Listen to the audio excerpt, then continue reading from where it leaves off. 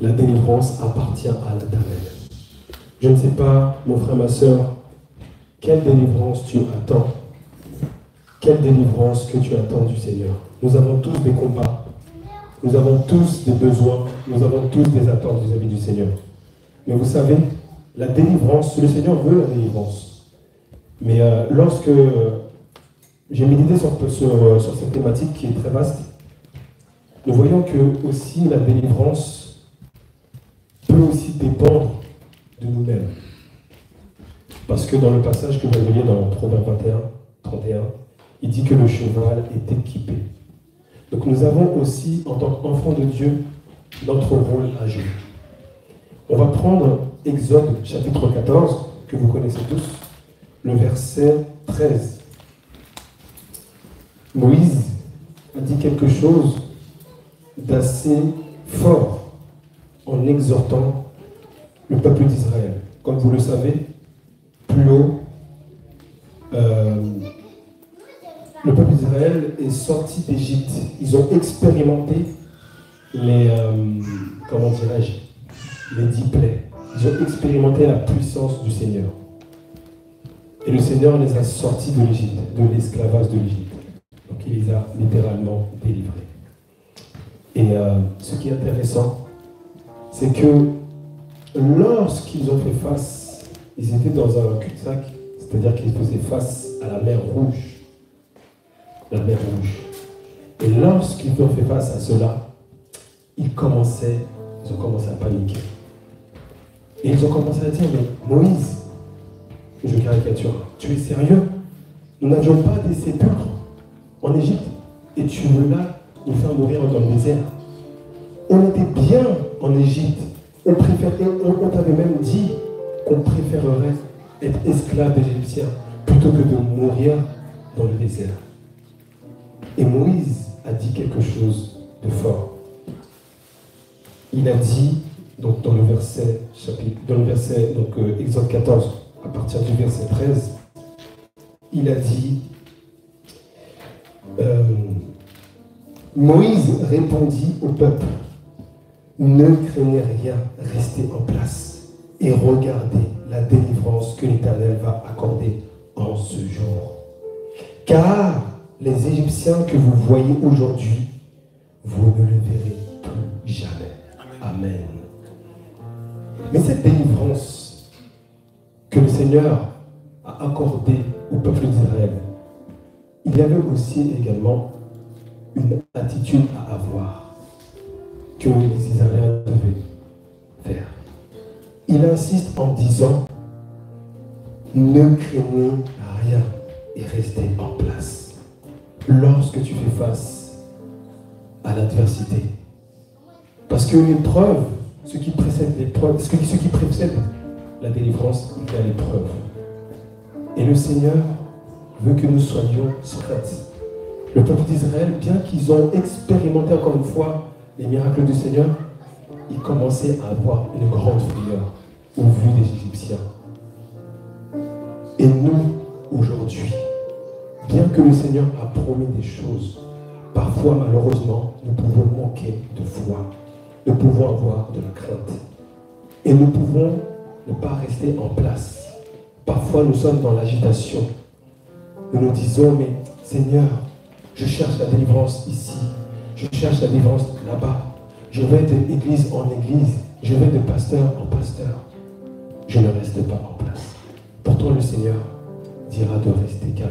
Donc, Ésaïe, chapitre 30, verset 15, il dit que quoi? Que c'est dans la tranquillité et dans le repos que viendra votre salut, votre délivrance. Donc, notre attitude, bien-aimé, peut influencer notre délivrance qui est prévue. Amen. Amen. Notre tranquillité.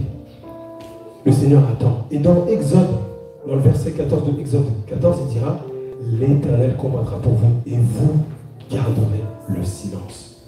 Parfois, nous pouvons trop parler.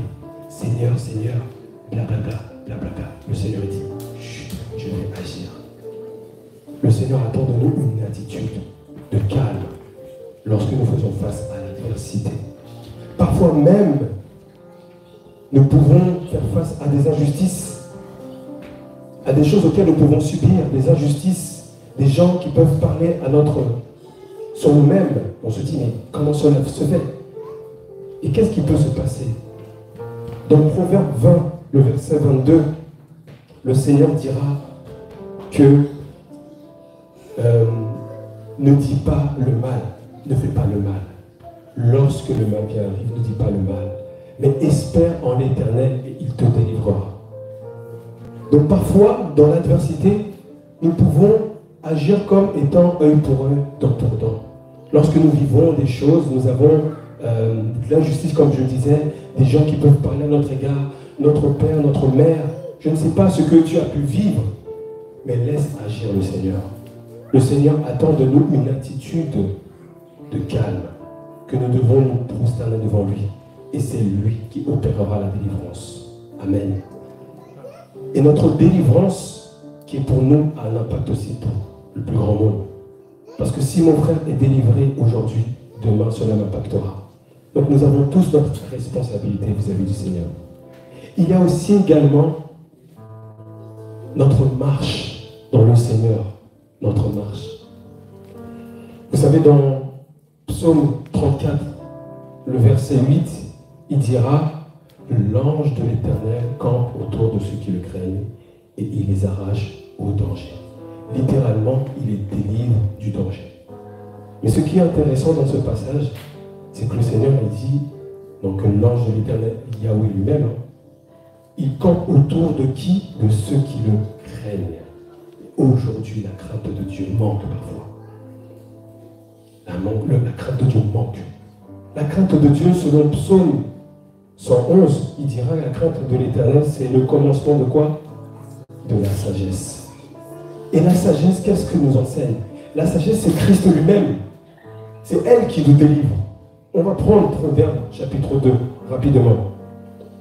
Proverbe 2 qui parle de la sagesse.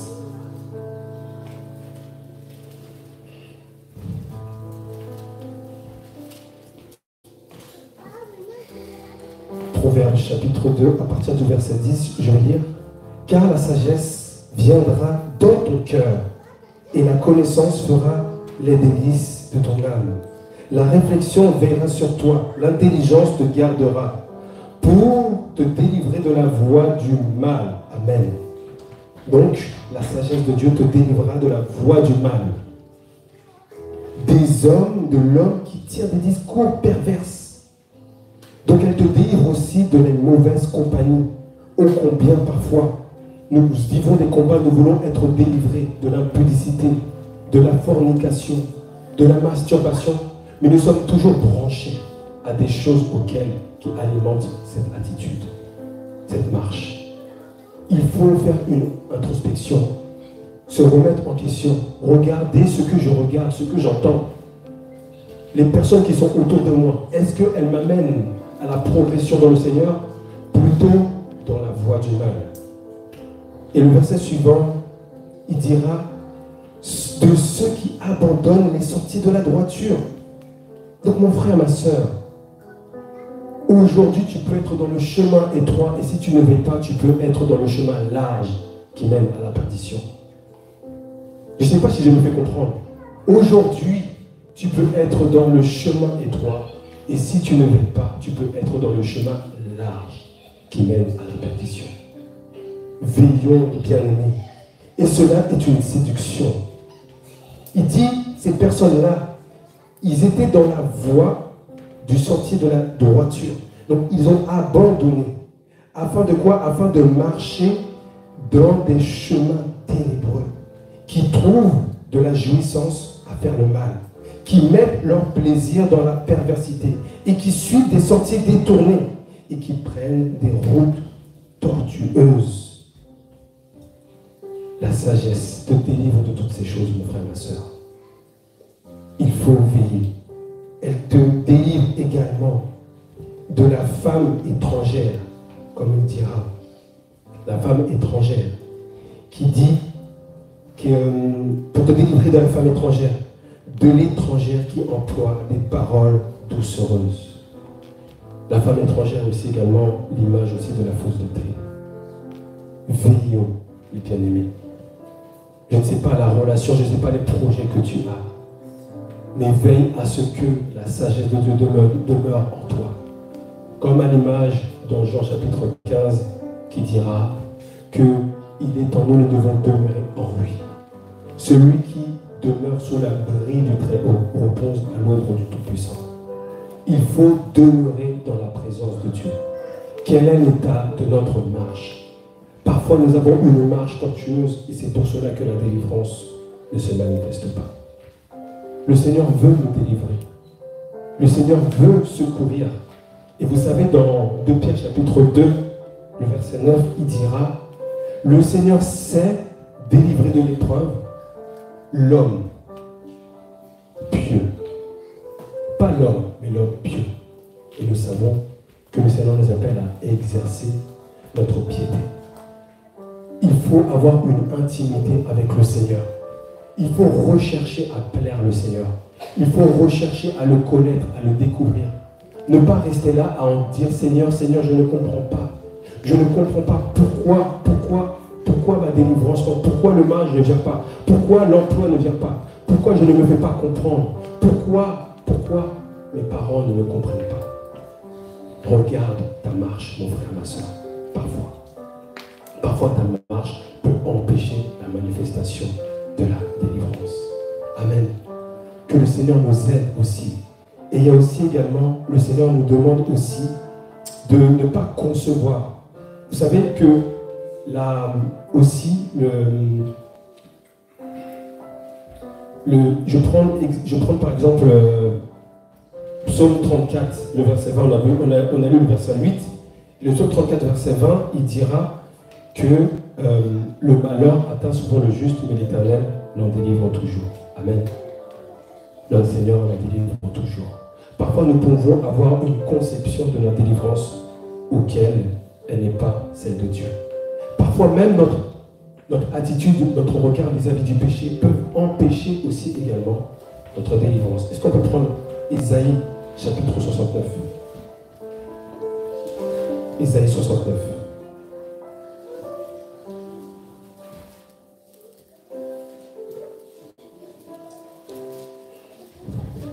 Non, pas 69, excusez-moi, parce qu'il n'y a pas Ésaïe 69.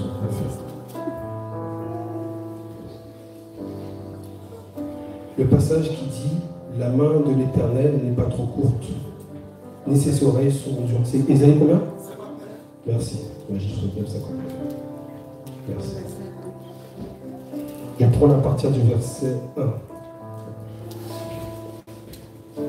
Non, la main de l'Éternel n'est pas trop courte pour sauver, ni les oreilles trop dures pour entendre, mais ce sont vos crimes qui mettent une séparation entre vous et votre Dieu.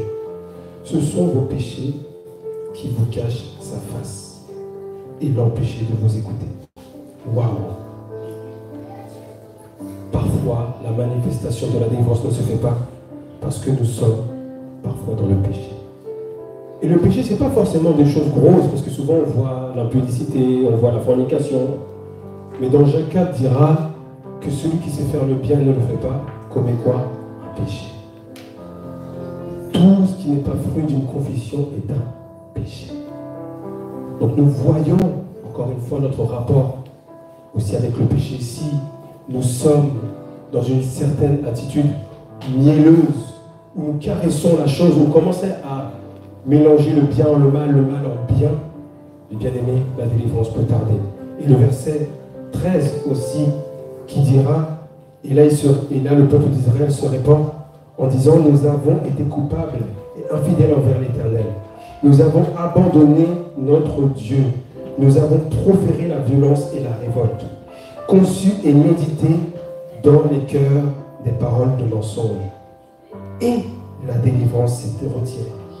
Et le salut se tient éloigné, car la vérité trébuche sur la place publique et la droiture ne peut approcher. Notre attitude, ce n'est pas le Seigneur qui ne veut pas, le Seigneur entend très bien. Sa main veut te saisir. Mais quelle est ton attitude vis-à-vis du péché? Parfois tu as des blocages, mon frère, ma soeur. Vous savez, il y a un témoignage, un couple qui s'était marié et qui ont vécu dans le délice. Ils se sont dit non, on ne veut pas d'enfants, on veut être là tranquillement. Voilà, on va faire telle chose pour éviter les enfants. Après, lorsqu'ils se sont dit qu'on veut avoir des enfants, ils voulaient avoir des enfants. Sauf que le Seigneur, il a commencé à dire non, c'est pas comme ça mon fils, ma fille. Il commençait à avoir des difficultés. 1 an, 2 ans, 3 ans, 4 ans, 5 ans. Autour d'eux, il y a des enfants qui ont pris naissance, mais eux, la femme était toujours, elle n'arrivait pas à enfanter. Le doute commençait à s'installer. Et le Seigneur les a éclairés en disant, mon fils, ma fille, à ce moment-là, tu étais orgueilleux. Tu étais orgueilleuse. Il faut que tu te répondes. Et par la grâce de Dieu, cette repentance a permis à ce que ce couple-là enfante. Amen. Il y a parfois des choses auxquelles il faut se remettre en question. S'il y a des blocages, mon frère, ma soeur, il faut chercher le pourquoi, le comment. Parfois, c'est la volonté de Dieu. Mais le Seigneur lui demande de chercher pourquoi. Ne pas rester là. Pourquoi je ne comprends pas, j'ai un emploi à chaque fois, je le quitte. Des fois, c'est toi le problème. Des fois, le Seigneur vient, c'est toi le problème. Ce n'est pas les autres. Oui, je ne comprends pas ma famille, c'est peut-être toi, mon frère, ma soeur. Donc, sachons à nous remettre en question, à comprendre le pourquoi. De dire, Seigneur, comme le peuple d'Israël a eu ce cœur-là, de dire, Seigneur, c'est vrai, j'ai transgressé. Seigneur, pardonne-moi. Je veux vivre ta délivrance au nom de Jésus. Et c'est à cela, mon frère, ma soeur, il faut se poser la question. Et comme je le disais aussi, parfois, nous pouvons concevoir une certaine délivrance. Vous savez, les 2 disciples, dans le chemin d'Emmaüs, lorsque Jésus a été mort et enseveli, dans Luc 24, il me semble, ils étaient commencés à se dire, en fait, finalement, on pensait que la délivrance d'Israël venait par lui. Mais là, il y a 3 jours, il ne vient pas. Donc parfois, tu peux t'imaginer une délivrance auquel le Seigneur n'a pas pensé. Il pensait que Jésus allait les délivrer de l'occupation romaine. Mais le Seigneur avait un tout autre plan. Même Jésus lui-même, lorsqu'il a fait face à l'adversité, il a dit cette pensée. Lorsque son âme commença à se trembler, il a dit quoi? Il a dit, Seigneur, permets-moi d'être délivré de cette heure. Mais il a dit, non, c'est mon plan. Donc, mon frère, ma soeur, parfois l'épreuve, vous savez, l'épreuve est une école auquel le Seigneur veut nous enseigner. Et il est important de considérer cela, de ne pas chercher des raccourcis, de ne pas chercher à sa manière. Et souvent, on est là, on dit, Seigneur, voilà, on peut recevoir des choses, on veut avoir des choses agréables. Et on prend même des fois ce passage-là, parfois à tort, dans Jérémie 29, on prend l'exemple, il disait que j'ai des projets de paix et non de malheur. Mais dans ce passage-là, premièrement, il y a un contexte auquel Israël du Sud a été exilé. Et c'est Dieu lui-même qui les a exilés. Et on va prendre ce passage rapidement. C'est pour terminer. Jérémie, chapitre 29. Chapitre 29.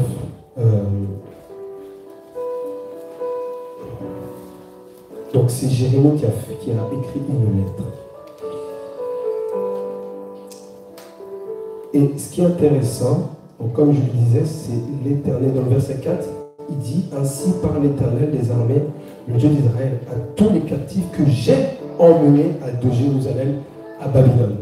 Donc c'est lui qui les a emmenés, car, comme vous le savez, il y a l'impudicité, les divinités, en fait, la méchanceté du peuple d'Israël est montée aux oreilles. Et le Seigneur a ramené premièrement Israël du Nord et Israël du Sud. Il y a eu un schisme. Et ce qui est intéressant, c'est que parfois, si nous ne sommes pas à l'écoute du Seigneur, on va vouloir en fait écouter des choses qui vont être agréables. Et même des prophéties qui sont à l'encontre du plan de Dieu. Parce que par la suite, dans le verset 8, il dit, car ainsi parle l'Éternel des armées, le Dieu d'Israël. Il dit, ne vous laissez pas tromper par vos prophètes qui sont au milieu de vous et par vos devins. N'écoutez pas vos songeurs dont vous provoquez les songes. Car c'est le mensonge qui vous prophétise en mon nom. Je ne les ai point envoyés, dit l'Éternel. Mais voici ce que dit l'Éternel. Donc là, l'Éternel rétablit la vérité. Il dit, dès que 70 ans seront écoulés pour Babylone, je me souviendrai de vous et j'accomplirai à votre égard ma bonne parole en vous ramenant dans ce lieu.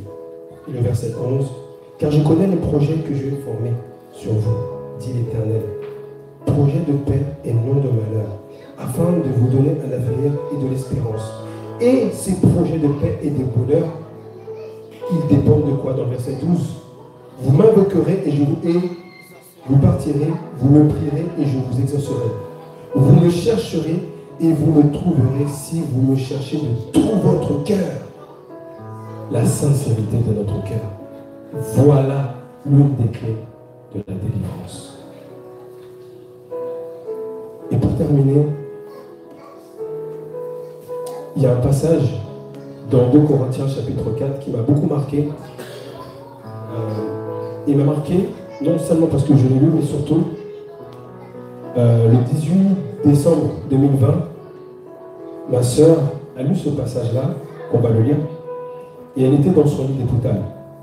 Et ce passage-là, en fait, lorsqu'elle a lu, je ne comprenais pas. Pourquoi?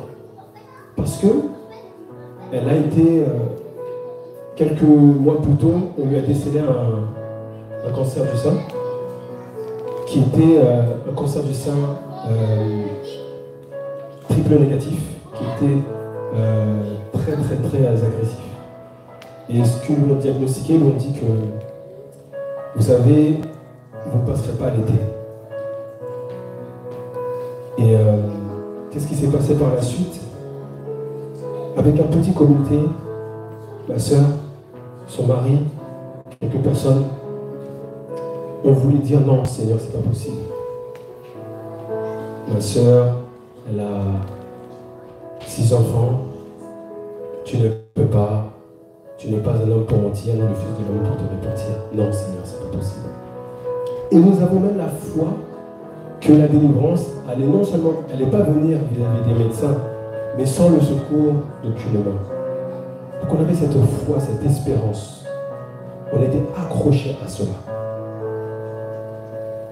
Mais le Seigneur nous a enseigné que non, la délivrance n'était pas une délivrance de guérison, mais une délivrance de cœur. Et cela, j'ai compris quelques temps après. Vous savez, le Seigneur a dit dans ce passage, il est venu pour libérer les captifs et pour guérir les cœurs brisés. Et j'ai compris que ma soeur, qu'elle avait un cœur où elle a été blessée, où elle a été meurtrie, que ce soit dans ma famille, dans les assemblées. Mais dans les derniers instants, le Seigneur l'a enseigné et elle a compris ce passage. Rechercher la paix avec tous et la sanctification sans laquelle personne ne verra le Seigneur. Et je vous assure, elle a fait des choses auxquelles moi-même je dis mais non, c'est pas possible. Ah non, il t'a fait ça, franchement, il faut le boycott. Elle a dit non, c'est pas si. Je veux le voir. Malgré le mal qui a été fait, je veux le voir. Je veux dire combien je l'aime. Waouh! J'étais estomaqué.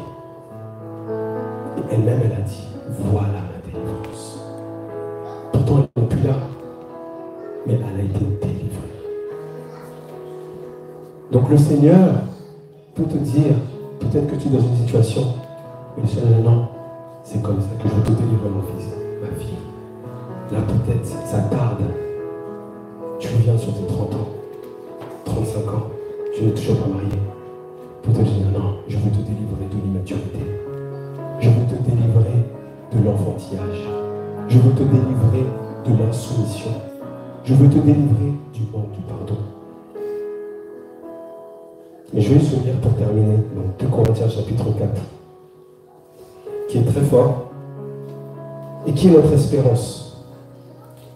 que la délivrance arrive. 2 Corinthiens chapitre 4. C'est à la fin.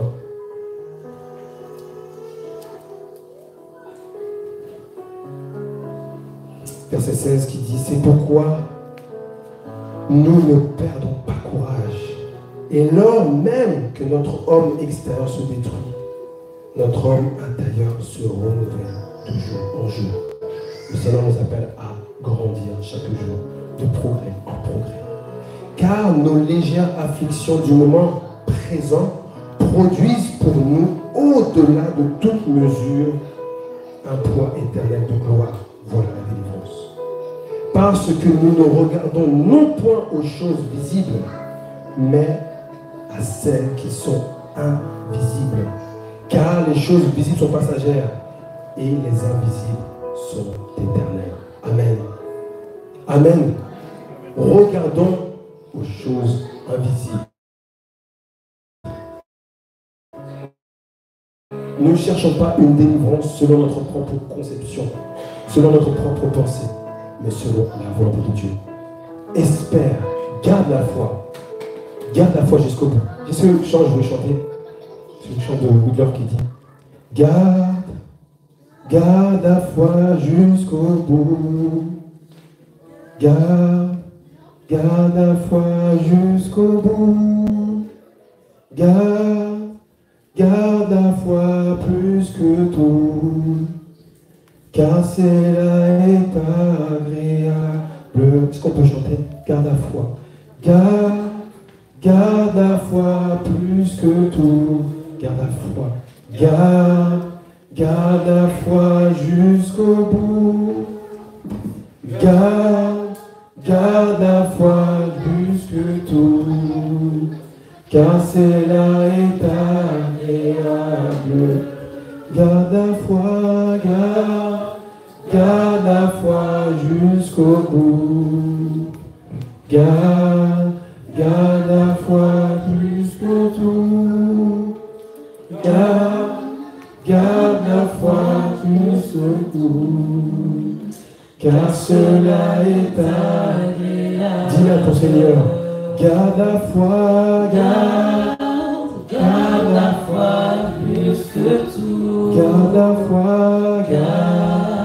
garde la foi jusqu'au bout. Garde la foi,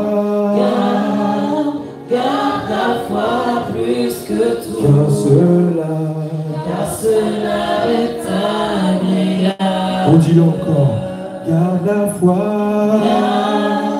Garde la foi plus que tout. Oui, garde la foi. Garde la foi jusqu'au bout. Garde la foi plus que tout. Car cela est agréable. Dis-le avec force, garde la foi. Garde la foi plus. Malgré les tribulations, garde la foi. Malgré les incompréhensions, garde la foi. Le Seigneur est là. Lève la tête, ta délivrance arrivera au nom de Jésus. Le Seigneur te demande de garder la foi, car cela est agréable pour lui. Garde la foi. Est-ce qu'on peut se lever, s'il vous plaît? Gardons la foi. Est-ce qu'on peut se lever pour notre Seigneur? Garde la foi jusqu'au bout. Et garde la foi. Garde la foi plus que tout. Car cela est agréable. Car cela est agréable. Garde la foi. Garde la foi plus que tout. Garde la foi jusqu'au bout. Garde la foi plus que tout. Car cela est agréable. Garde la foi plus que tout. Garde la foi jusqu'au bout. Que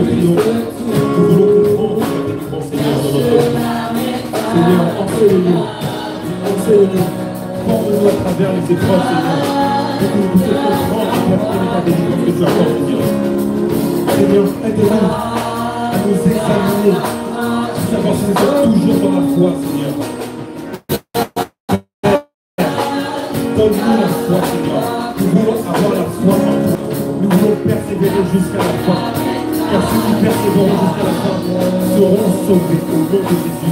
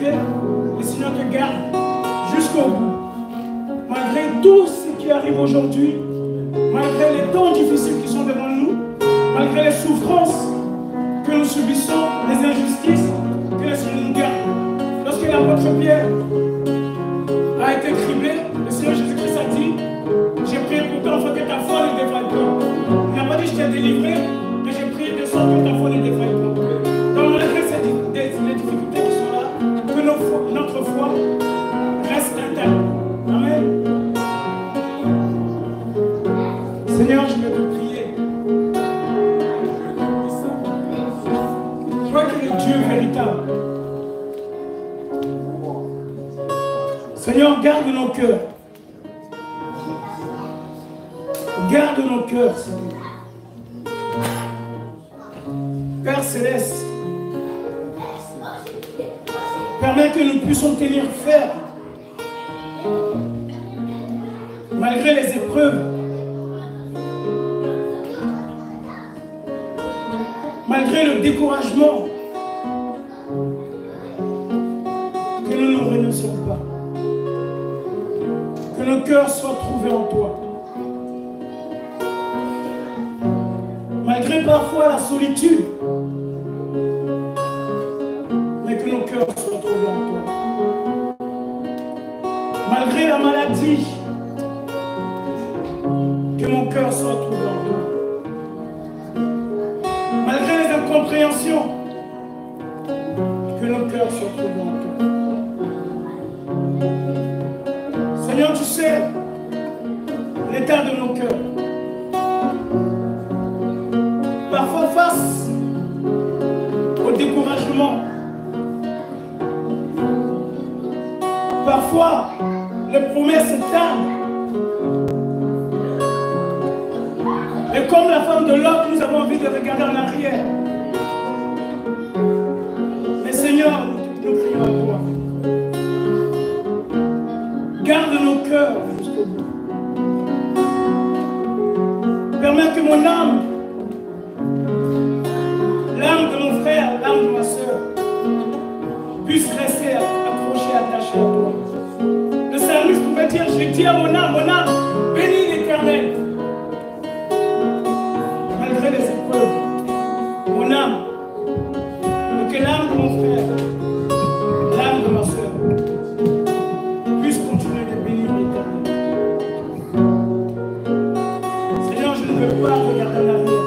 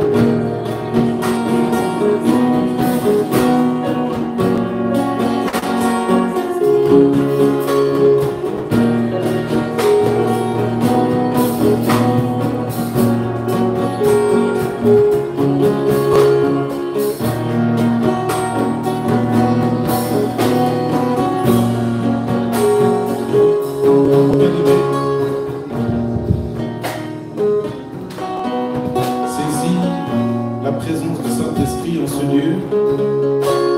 Peu importe ce qui s'est passé hier, il y a 5 ans, il y a 10 ans, il y a 20 ans, il y a 30 ans, Jésus te délivre.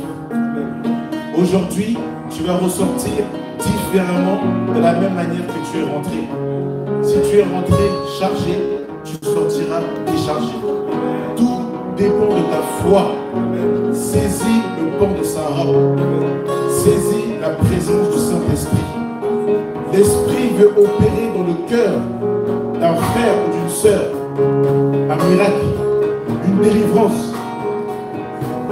Si tu as été retenu par le péché, aujourd'hui, les chaînes se brisent au nom de Jésus. Si tu as été retenu par des ex, retenu par les blessures du cœur, les blessures intérieures de l'âme, le Saint-Esprit aujourd'hui, maintenant, te guérit au nom de Jésus. L'Esprit de Dieu visite quelqu'un en ce lieu maintenant. Oui, la main de l'Éternel n'est pas trop courte pour se sauver, mais ce serait trop dur pour nous. Gloire à toi, Père éternel. Merci parce que tu visites une femme qui a été battue dans son passé, qui a été battue à mort. Seigneur, tu l'as guérie, tu la visites maintenant, Seigneur. Visite-la, Père éternel. Visite-la, Seigneur. Gloire à toi, Seigneur. Merci parce qu'elle est guérie. Merci parce qu'elle est délivrée. Gloire à toi, Seigneur. Merci, Seigneur. Gloire à toi, Seigneur. Oh oui, Seigneur. Tu restaures les sentiments amoureux qui ont été brisés par le passé. Gloire à toi, Seigneur. Tu restaures l'âme, Père éternel. Tu restaures les sentiments, Père éternel. Tu restaures la valeur, oh gloire à toi, qu'une femme a perdue dans son passé quand elle a été insultée, abîmée, dénaturée. Oh Seigneur, tu redonnes la valeur. Saint-Esprit, par ton onction, oh gloire à toi, Seigneur. Magnifique est ton Saint-Nom.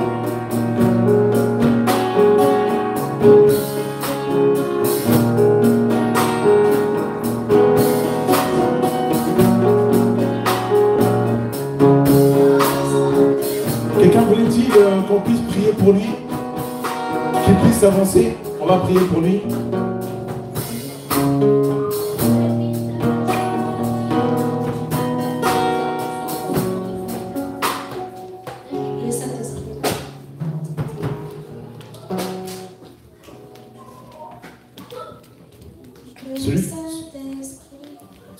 Celui qui a besoin qu'on puisse prier pour lui, qui saisit que l'Esprit veut faire un travail dans son cœur, qu'il puisse s'approcher.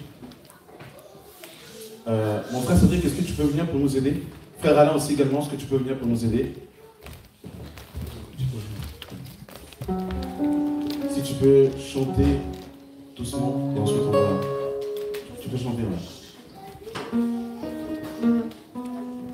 Père éternel, tu jettes le filet en mer et tu tires les poissons, Père éternel, afin de les guérir. Tu tires les poissons qui sont... Oh, gloire à toi, Seigneur. Vois ces âmes, Seigneur, qui sont présentes en ce lieu.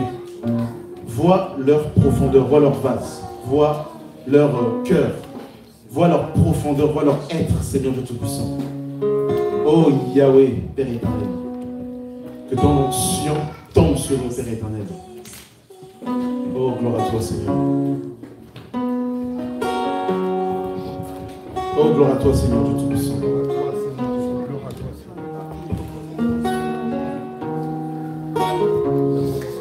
Oh, gloire à toi, Seigneur. Seigneur Jésus, Père, nous devons la foi, Seigneur Jésus-Christ.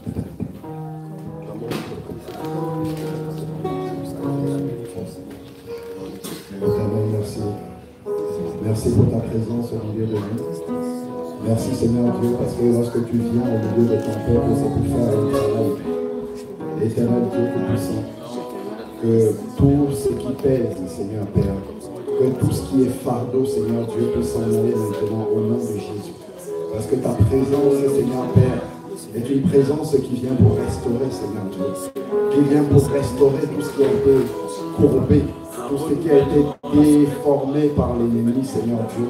Tu viens dans le cœur maintenant. Tu fais une œuvre nouvelle, Seigneur Père.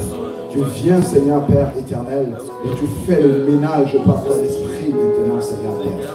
Là où il y avait les faux raisonnements, là où il y avait les fausses conceptions, là où il y avait les désirs mauvais, Seigneur Père, tu remplaces maintenant.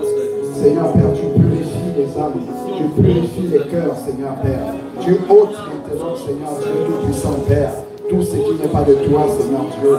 Et tu sèmes, Seigneur Dieu, tout-puissant, ce qui vient de toi, Seigneur. Que toute résistance maintenant tombe au nom de Jésus. Oh Seigneur Père, maintenant même, Seigneur Dieu, dans les vies, Seigneur Dieu, là où il y avait les attentes, Seigneur, là où il y avait les portes fermées, Seigneur Père, là où, Seigneur Père éternel, Seigneur Dieu, il y avait des obstructions, tu viens maintenant, Seigneur, et tu accomplis, Seigneur. Tu révèles à chacun de tes enfants ici, à chacun d'entre nous, Seigneur Père, ce que tu attends de nous, Seigneur Dieu Tout-Puissant, pour que cette porte qui est restée fermée puisse s'ouvrir maintenant, au nom de Jésus. Satan lâche prise maintenant dans les vies, tu lâches prise dans les cœurs maintenant, au nom de Jésus. Tu n'as ni part ni non dans ces cœurs, dans ces vies, parce que ces vies sont venues au pied de la croix pour être restaurées par la présence de Christ. Oh Seigneur Dieu, tu es venu pour libérer les fardeaux, Seigneur Dieu, tel que tu as dit, venez à moi, vous tous qui êtes fatigués et chargés, je vous donnerai du repos. Seigneur Père éternel, que ton repos vienne dans les vies, que ton repos vienne dans les cœurs maintenant, Seigneur. Tu as dit, je vous donne ma paix, je ne vous la donne pas comme le monde la donne. Que ta paix vienne dans les cœurs maintenant, Seigneur Père éternel. Que ta paix vienne là où il y avait le trouble, Seigneur Père éternel. Que ta paix vienne, que les ténèbres soient chassées des cœurs au nom de Jésus. Oh Seigneur Père, que ce soit un renouvellement complet, Seigneur Père, dans les pensées, Seigneur Dieu Tout-Puissant. Que les pensées soient transformées maintenant, Seigneur Dieu. Que les pensées soient renouvelées par ta présence maintenant. Oh Seigneur Dieu, là où il y avait des attaques dans le sommeil, au nom de Jésus, tu donnes la paix maintenant. Là où il y avait des attaques dans le sommeil, au nom de Jésus, que ta paix vienne maintenant. Oh Seigneur Père éternel, tu donnes un sommeil paisible. Tu dis dans ta parole, je me couche et je m'endors, car toi seul, ô éternel, tu me donnes la sécurité dans ma demeure. Oui Seigneur Dieu, tu accordes la paix du sommeil maintenant à celui-là qui était insomniaque, à celui-là qui était troublé dans son sommeil, qu'il recouvre maintenant, Seigneur Père, un sommeil paisible, un sommeil restaurateur. Celui-là qui se levait le matin étant fatigué, alors qu'il a dormi, parce qu'il a passé la nuit à combattre. Seigneur Dieu, nous proclamons la restauration maintenant du sommeil, au nom de Jésus-Christ. Toute âme maintenant forgée contre cette sœur, parte maintenant au nom de Jésus. Parce que Jésus est venu pour restaurer. Parce que Jésus est venu pour faire une œuvre nouvelle. Pour faire une œuvre complète, Seigneur Père éternel. Béni soit ton Saint-Nom encore. Merci pour ce que tu fais. Merci pour ce que tu accordes maintenant. Au nom de Jésus-Christ. Amen.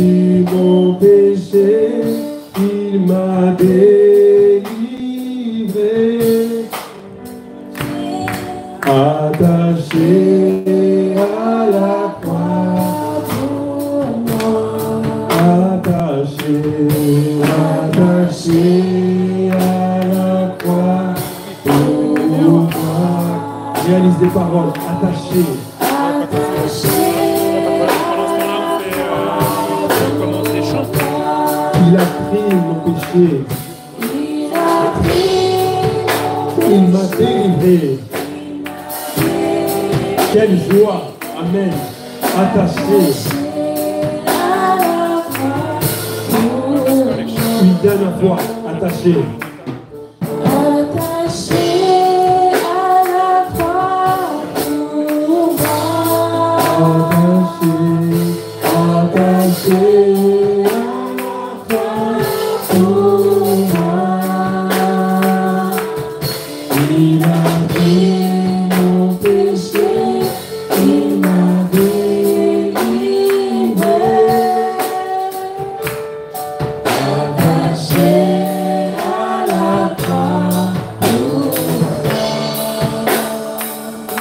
Est-ce qu'on peut faire des cris de joie?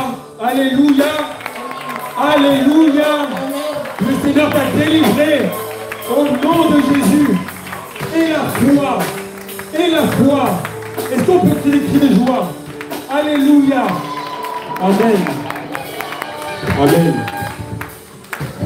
Donc là, nous allons passer au repas. C'est Marc qui va faire le... Et je vais laisser la place à Marc. Excuse-moi. Non, c'est bon. Bonsoir. Donc maintenant la mascole va préparer le repas, ça va durer peut-être une petite dizaine de minutes. Pendant ce temps-là, on va continuer à chanter et ensuite nous irons tous prendre le repas une fois qu'il sera présenté.